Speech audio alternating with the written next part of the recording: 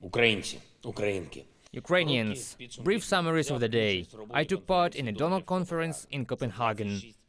These are 26 partner states of Ukraine, European countries, the United States, Japan, Australia, New Zealand. They established another format as a continuation of the well-known meetings at the Ramstein air base.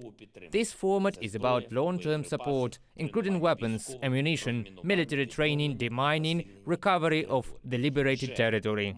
We already have the first results of the conference. Immediately after the opening of the meeting, Denmark announced a new support package for Ukraine in the amount of 110 million euros. In general, the conference collected 1.5 billion euros in just one day, which will be spent, in particular, on the production of vital ammunition. By the way, this is a significant plus to those credit guarantees for $4 billion that were previously provided by the United States to strengthen our defense cooperation with partners on the supplies for the Ukrainian army.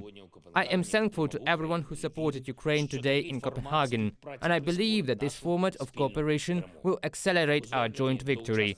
In my address to the conference participants, I emphasized that everyone needs to act much faster and tougher, and especially after Russia resorted to unconcealed nuclear blackmail. What is happening now around the Zaporizhzhia NPP is one of the biggest crimes of the terrorist state. Today, another shelling by Russia was recorded on the territory of the plant in the immediate vicinity of the NPP facilities. Russia has once again gone through another flaw in the world history of terrorism. No one else has used a nuclear plant so obviously to threaten the whole world and to put forward some conditions. And absolutely everyone in the world should react immediately to expel the occupiers from the territory of the Zaporizhzhia nuclear power plant. This is a global interest, not just a Ukrainian need. We emphasize this at all levels, from the UN Security Council to contacts between states. Only the complete withdrawal of Russians from the territory of the Zaporizhzhia NPP and the restoration of Ukraine's full control over the station around the plant will guarantee the restoration of nuclear safety for all of Europe. Today, I would like to point out an important thing for all representatives of the state and local authorities, the military sphere, and other persons who command on the events at the front. The defense plan of the command, the preparation of specific operations, etc. The general rule is simple. War is definitely not the time for vanity and loud statements. The less concrete details you give about our defense plans, the better it will be for the implementation of those defense plans. If you want to leave the big headlines, that's one thing, frankly irresponsible. If you want victory for Ukraine, then that is another thing, and you should feel your responsibility for every word you say about our state's preparation for defense or counteroffensive. Another conversation took place in the permanent format Yermak, Sullivan, Zaluzhny, Milley. The topic of the conversation is clear, the content is positive, and the details, I think, are superfluous. I met today with Chef Andres, the founder of World Central Kitchen International Humanitarian Organization.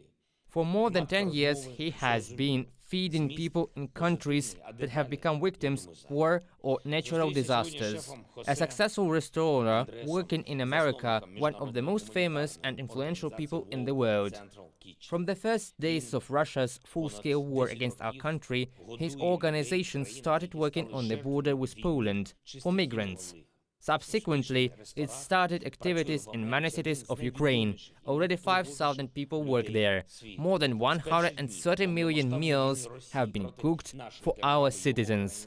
We agreed with Mr. Andres on the expansion of such a humanitarian mission, in particular to areas that are gradually being liberated from Russian occupation. And today I also want to thank all Ukrainians and citizens of the friendly states who helped meet the humanitarian needs created by this war, those who help displaced people with housing and jobs, those who treat and rehabilitate those wounded by Russian shelling, those who deliver medicine, food and means of communication to the frontline areas, those who support lonely people and orphans of this war, and those who help restore everything that was destroyed by Russian terrorists.